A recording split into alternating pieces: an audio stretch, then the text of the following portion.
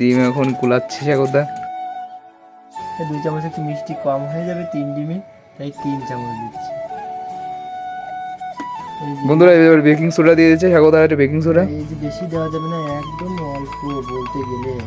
দেখা যাচ্ছে এখানে দেখা যাচ্ছে একটা ডিমে 4টে ডিমের মধ্যে অল্প একটুখানি বেকিং সোডা দিয়ে দিল সাগরদা।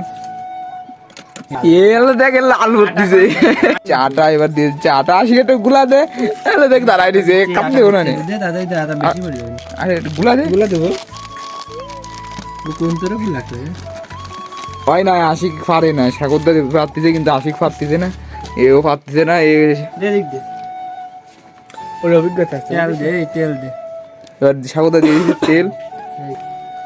দেখ এগুলি না গুলাতি কেমন নিয়ে যাচ্ছে। সাগরদা কাঁচা দিয়ে নামিছে, এই চামচ দিয়ে গুটা হচ্ছে না। তোরা দেখতে থাক।